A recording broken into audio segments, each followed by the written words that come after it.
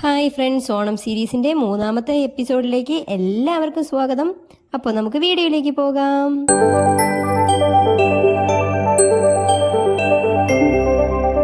നമ്മളിന്നുണ്ടാക്കാൻ പോകുന്നത് ഓണസദ്യയിൽ വളരെ ഇമ്പോർട്ടൻ്റ് ആയിട്ടുള്ള മാങ്ങ അച്ചാറാണ്. അപ്പം അതിനായിട്ട് നമ്മളിപ്പോൾ 4 മാങ്ങ എടുത്ത് അരിഞ്ഞ് വെച്ചിട്ടുണ്ട്. കഴുകി വൃത്തിയാക്കി അരിഞ്ഞ് വെച്ചിരിക്കുകയാണ്. തീരെ ചെറിയ പീസുകളായിട്ടല്ല നമ്മൾ അരിഞ്ഞിരിക്കുന്നത്, ഇച്ചിരി വലിയ പീസായിട്ടാണ് അരിഞ്ഞിരിക്കുന്നത്. ഈ ഒരു പരുവത്തിനാണ് അരിഞ്ഞ് വെച്ചിരിക്കുന്നത്. 1/2 കിലോ മാങ്ങ ഇല്ല, 1/2 കിലോയേക്കാളും കുറവാണ് നമുക്കിപ്പോൾ ഉള്ളത്. ഇത് നമുക്കൊരു പാത്രത്തിലേക്ക് തട്ടി കൊടുക്കാം.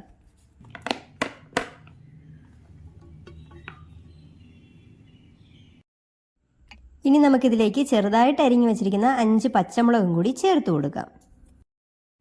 ഇനി നമുക്കിതിനാവശ്യമായിട്ടുള്ള അത്രയും ഉപ്പും കൂടി ചേർത്ത് കൊടുക്കാം. നമ്മളിപ്പോൾ 2.5 ടീസ്പൂൺ ഉപ്പാണ് ചേർക്കുന്നത്. നിങ്ങൾ നിങ്ങളുടെ ടേസ്റ്റിനനുസരിച്ചിട്ടുള്ള ഉപ്പ് മാത്രം ചേർക്കാനായിട്ട് പ്രത്യേകം ശ്രദ്ധിക്കുക. ഇനി ഇത് നല്ലപോലെ ഉപ്പും മാങ്ങയും കൂടി ചേർത്ത് നല്ലപോലെ ഒന്ന് മിക്സ് ചെയ്ത് കൊടുക്കണം.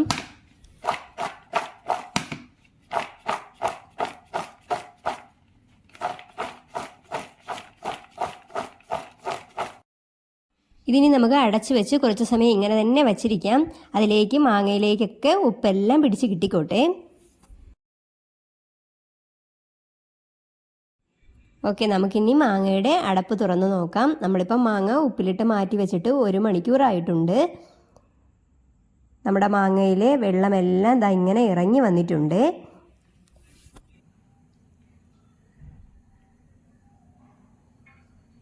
ഇനി നമുക്ക് അച്ചാർ ഉണ്ടാക്കാൻ തുടങ്ങാം. അതിനായിട്ട് ആദ്യമേ തന്നെ ചട്ടി അടുപ്പത്ത് വെച്ച് ചട്ടി ചൂടാകുമ്പോഴേക്കും അതിലേക്ക് നമുക്ക് എണ്ണ ഒഴിച്ചു കൊടുക്കാം.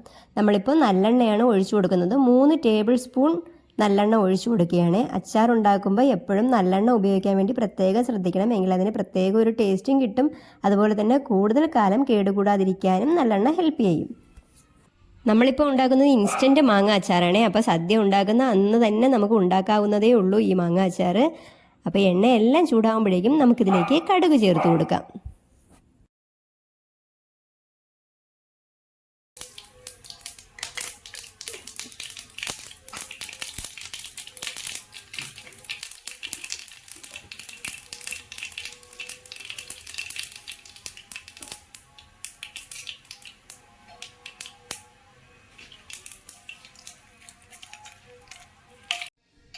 കടുകെല്ലാം പൊട്ടിക്കഴിയുമ്പോഴേക്കും നമുക്കതിലേക്ക് ഉണക്കമുളകും കൂടി ചേർത്ത് കൊടുക്കാം.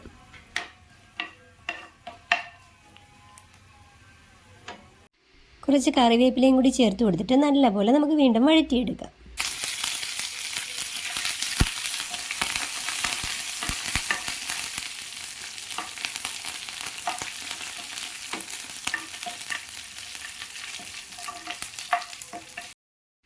ഈ ഒരു സമയം നമുക്കിതിലേക്ക് പൊടികൾ ചേർത്ത് കൊടുക്കാം. അതിന് മുന്നേ നമുക്ക് തീ ഒന്ന് ഓഫ് ചെയ്ത് കൊടുക്കാം. ഇല്ലെങ്കിൽ നമ്മൾ പൊടികൾ ചേർക്കുന്ന സമയത്ത് പൊടി കരിഞ്ഞിട്ട് നമുക്ക് കളർ മാറിപ്പോവും പൊടിയുടെ.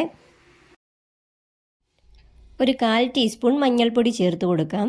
കൂടെ തന്നെ നമുക്ക് മുളക് പൊടി ചേർത്ത് കൊടുക്കാം. ഒരു 5 ടീസ്പൂൺ കാശ്മീരി മുളക് പൊടിയാണ് നമ്മൾ ചേർക്കുന്നത്. സാധാരണ മുളക് പൊടിയാണെങ്കിൽ ഇത്രയും ചേർക്കേണ്ട ആവശ്യമില്ല. ഇതൊന്ന് നല്ലപോലെ നമുക്ക് മിക്സ് ചെയ്ത് കൊടുക്കാം.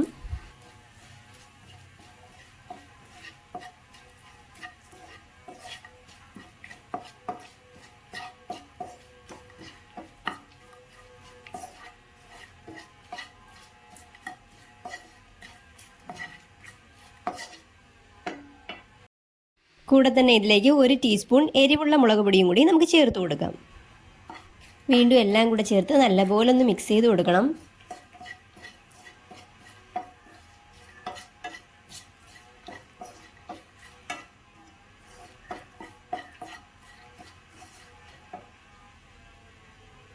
ഇതിലേക്ക് നമുക്കൊരു 1/4 ടീസ്പൂൺ ഉലുവാപ്പൊടിയും കൂടി ഈ ഒരു സമയം ചേർത്ത് കൊടുക്കാം. ഒരു 1/2 ടീസ്പൂൺ കായപ്പൊടിയും കൂടി ചേർത്ത് കൊടുത്തിട്ട് നല്ലപോലെ വീണ്ടും മിക്സ് ചെയ്ത് കൊടുക്കണം.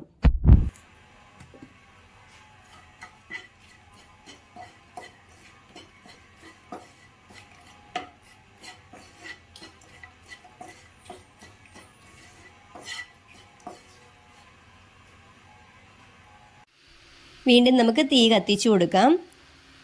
ഈ ഒരു സമയം നിങ്ങൾക്ക് എണ്ണ കുറവായിട്ട് തോന്നുകയാണെങ്കിൽ വീണ്ടും എണ്ണ ചേർത്ത് കൊടുക്കാം. നമുക്കിപ്പോൾ കുറവായിട്ട് തോന്നിയതുകൊണ്ട് നമ്മൾ കുറച്ച് നല്ലെണ്ണയും കൂടി ചേർത്ത് കൊടുക്കുകയാണ്. 1 ടേബിൾ സ്പൂൺ നല്ലെണ്ണയാണ് നമ്മൾ വീണ്ടും ചേർത്ത് കൊടുക്കുന്നത്. അതും കൂടി ചേർത്തിട്ട് വീണ്ടും നല്ലപോലെ മിക്സ് ചെയ്ത് കൊടുക്കണം.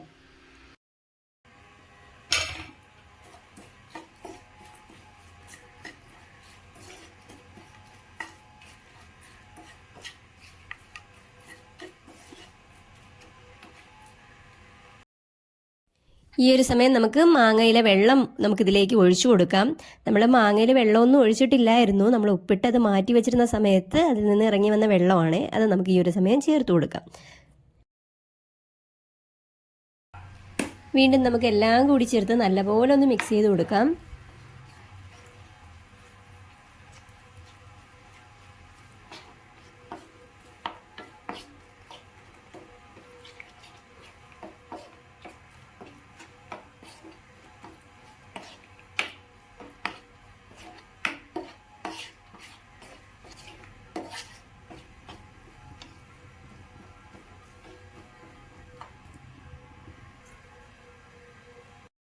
ഈ ഒരു സമയം നമ്മൾ ഇതിലേക്ക് 1 ടീസ്പൂൺ ഉപ്പ് കൂടി ചേർത്ത് കൊടുക്കുകയാണ്. നമ്മൾ നേരത്തെ മാങ്ങ കലക്കിയ സമയത്ത് മാങ്ങയിൽ ചേർത്തിട്ടുണ്ടായിരുന്നു.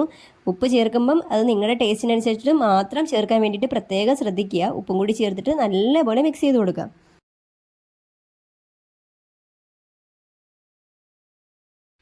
ഈ ഒരു സമയം നമുക്കിതിലേക്ക് 1/4 കപ്പ് തിളച്ച വെള്ളവും കൂടി ചേർത്ത് കൊടുക്കാം. എന്നിട്ട് വീണ്ടും നല്ലപോലെ മിക്സ് ചെയ്ത് കൊടുക്കാം.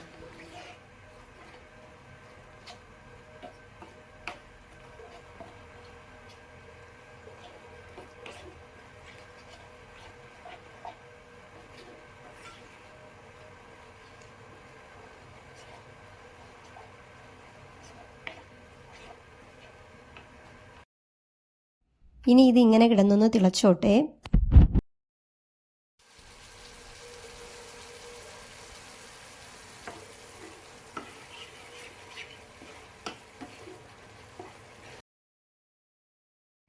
നമ്മുടെ കൂട്ടെല്ലാം നല്ലപോലെ തിളച്ച് കുറുകി വന്നിട്ടുണ്ട്. ഈ ഒരു രീതിക്കാണ് നമ്മൾ ആക്കിയെടുക്കേണ്ടത്. അപ്പോൾ ഇനി നമുക്ക് തീ ഓഫ് ചെയ്ത് കൊടുക്കാം. ഇനി ഈ കൂട്ട് തണുത്തിട്ടാണ് നമ്മൾ മാങ്ങ ചേർത്ത് കൊടുക്കുന്നത്. അപ്പോൾ ഇതിനി ഇങ്ങനെ ഇരുന്ന് തണുത്തോട്ടെ.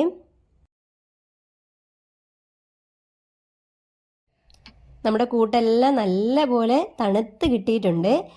നല്ല കുറുകി വന്നിട്ടുണ്ട് നമ്മുടെ കൂട്ടെല്ലാം. നിങ്ങൾക്ക് ചാറോടെ വേണമെങ്കിൽ കുറച്ച് തിളച്ച വെള്ളം ഒഴിച്ചു കൊടുക്കണം. തിളച്ച വെള്ളം തന്നെ ഒഴിക്കാൻ വേണ്ടി ശ്രദ്ധിക്കണം. തണുത്ത വെള്ളം ഒഴിച്ചു കൊടുക്കരുത്. ഇനി ഈ ഒരു സമയം നമുക്ക് നമ്മുടെ മാങ്ങയും കൂടെ ഇതിലേക്ക് ചേർത്ത് കൊടുക്കാം. എന്നിട്ട് നല്ലപോലെ മിക്സ് ചെയ്ത് കൊടുക്കാം.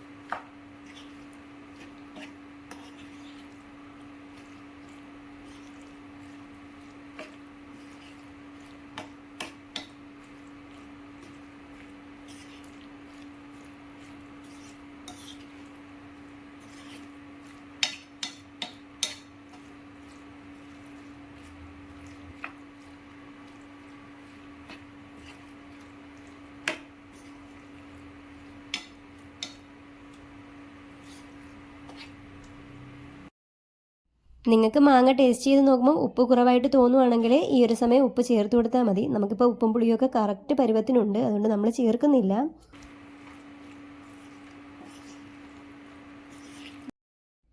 ഇതിപ്പോൾ കറക്റ്റ് പരുവായിട്ടുണ്ട്. നമുക്കിനി വച്ചിരിക്കുമ്പോൾ കുറച്ച് കഴിയുമ്പോൾ ഇതിരുന്ന് തന്നെ പുളി ഇറങ്ങിക്കൊള്ളും. അപ്പോൾ ആ ഒരു സമയത്ത് നോക്കുമ്പം ഉപ്പ് കുറവായിട്ട് തോന്നുകയാണെങ്കിൽ വേണമെങ്കിൽ വീണ്ടും ചേർത്ത് കൊടുക്കാം. ഇനി നിങ്ങൾക്ക് പുളി കുറവുള്ള മാങ്ങയാണെങ്കിൽ നിങ്ങൾക്ക് കുറച്ച് വിനാഗിരിയും കൂടി ചേർത്ത് കൊടുക്കാം. അപ്പോൾ ഇത്രയേ ഉള്ളൂ, നമ്മുടെ മാങ്ങ അച്ചാർ റെഡി.